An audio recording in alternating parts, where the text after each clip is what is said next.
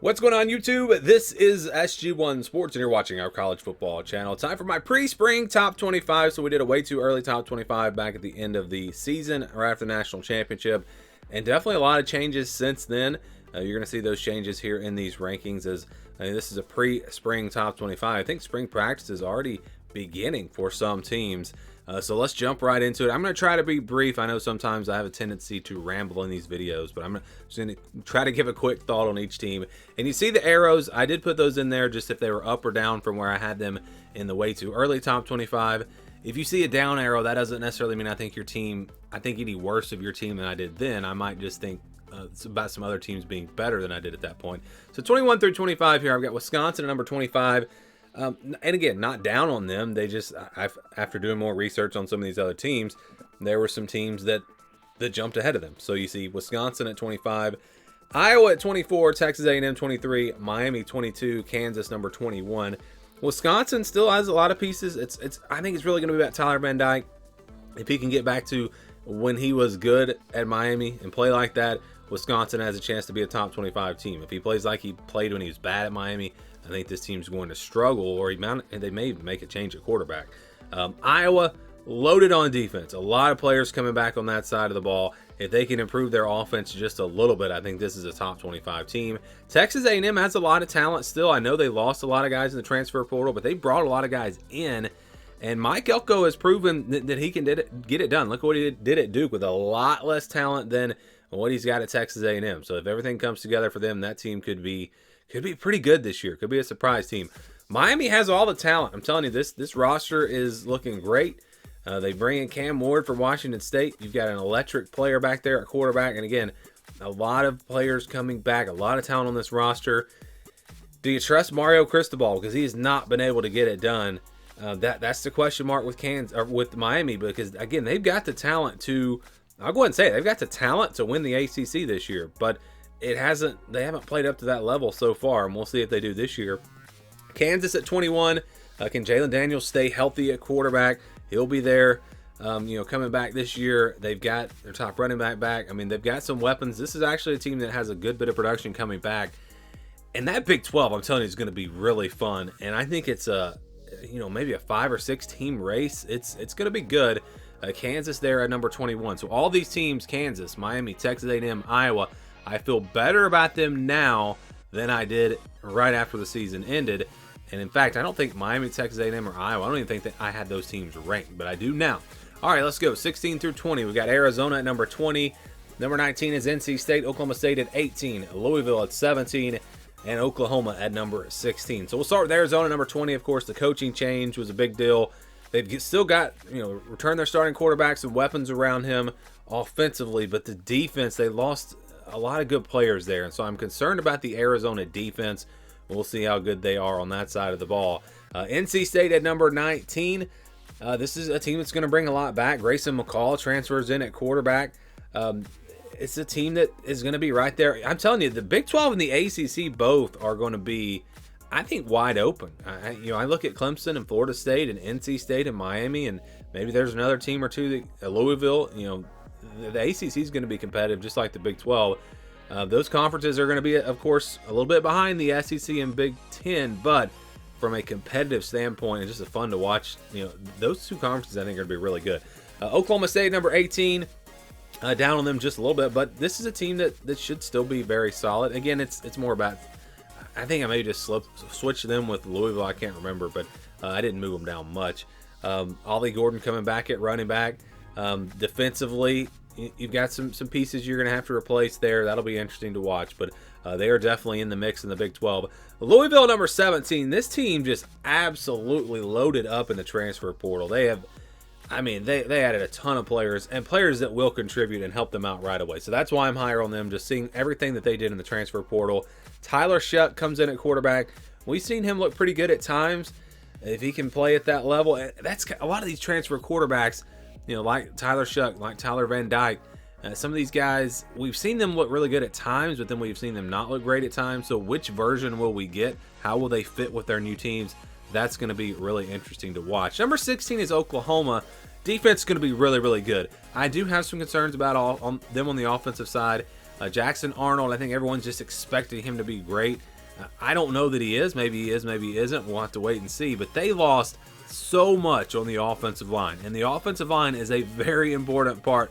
If you struggle up front, if you can't protect the quarterback, if you can't run the football, can't open up holes, you're going to struggle offensively. And so that's why I'm concerned about Oklahoma. But I've got them at number 16 still because of that defense. I think they're going to be good. 11 through 15, I've got Utah at number 15. A lot coming back. I mean, they've got a lot coming back. Cam Rising, how does he bounce back from that injury? That'll be the biggest thing to watch. But they've got player makers around him. Should have a very solid defense once again. So Utah, maybe the front runners in the Big 12. Tennessee, number 14. You know, we've got the off the field issues there, of course, but they've still got so much talent on offense, and I'm just ignoring the off the field stuff. If you know, I don't think it's going to affect how they play next year. So maybe they don't get to go to a bowl game or whatever. I don't know what's going to happen with that. Anyways, Tennessee offensively just has so many weapons. We've seen the young quarterback look like a veteran in the bowl game. I don't want to take too much away from bowl games, but it was against a really good defense in Iowa. So they've got weapons on offense, but it's the defense that's been kind of slowly getting better. They bring a lot of pieces back on that side of the ball. So now I think the offense will be better than it was last year, honestly, and I think the defense could be solid again. Tennessee could be a dark horse in the SEC. Number 13 is Clemson. You know, they don't use a transfer portal. They're not recruiting at a top 10 level anymore. But if you look at the roster for this year, especially offensively with some receivers that were injured last year that should be coming back, you look at Cade Klubnik and, you know, very inconsistent, but in year 2, under Riley, how will that look? I think that they're going to make some big strides offensively. I just kind of have that gut feeling that they're going to make some big strides in year 2 under Garrett Riley. He's proven that he can get it done. Look at what they did at TCU when he was the offensive coordinator.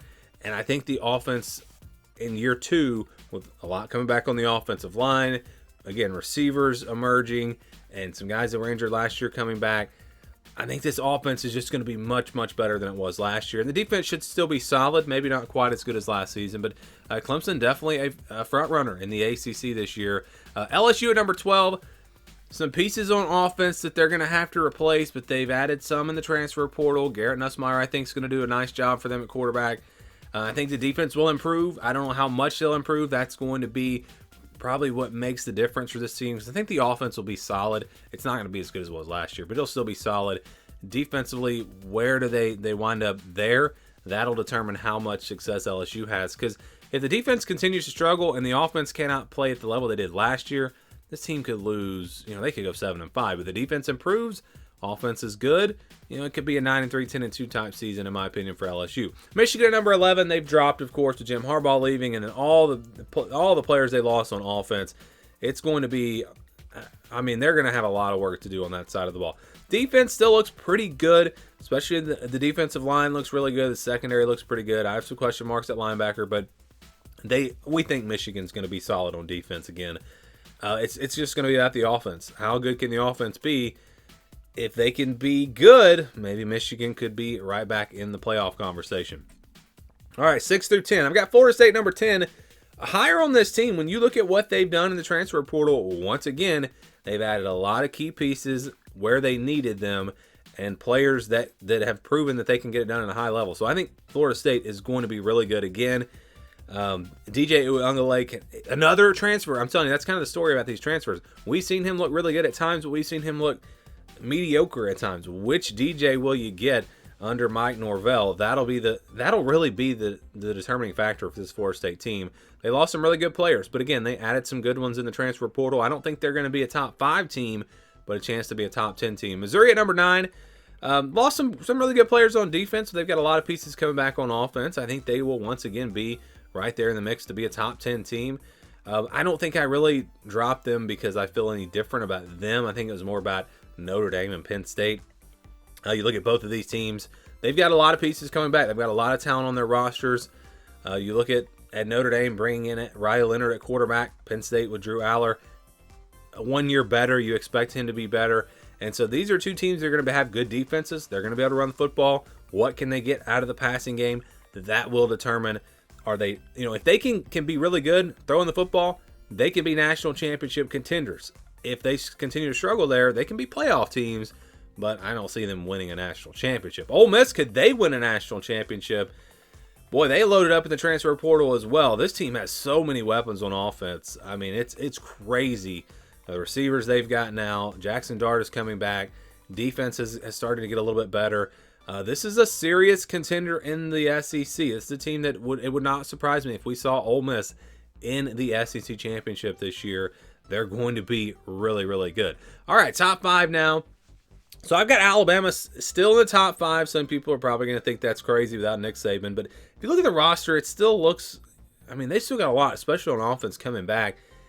I want to see them in the spring and see what that offense is looking like, see what Jalen Milroe is looking like in this offense before I really decide where I feel like Alabama should be ranked. But because they still have a lot of talent, because they've got a coach that just went to a national championship, I know it's not Nick Saban, but still, I still got them in the top 5. So I got them at number 5. Texas at number 4. They've dropped a little bit just because Ohio State and Oregon moved up. I still think Texas is going to be really, really good. I think that the top 4 have there's a little bit of separation between these top 4 teams and everyone else, which is something I probably would not have said back at the end of the season last year. But you look at the talent on these 4 teams, I just feel like these are clearly the top 4 teams. You could maybe change the order around a little bit, but those to me are clearly the 4 teams. With Texas, they loaded up in the transfer portal. The offense is going to be really, really good with Quinn Ewers. Defense maybe takes a bit of a step back. They lost some players there, but some really good players, but they've got a lot of talent. So I think Texas is going to be right there among the top teams again. Oregon, this team is really talented. Dylan Gabriel stepping in at quarterback. They've got it on both sides of the ball. To me, Oregon and Texas it's so close. Both teams are really, really good. Ohio State, though, a little bit ahead of them just because their defense was so good last year. They have so many pieces coming back. You add in a veteran, experienced quarterback, and you've got the best 1-2 punch at running back in the country. I don't think anyone can even argue that. Travion Henderson and now Judkins from Ole Miss. These are 2 of the top 5 running backs probably coming back next year on the same team. This team is going to be so good. But I still think Georgia's the top team.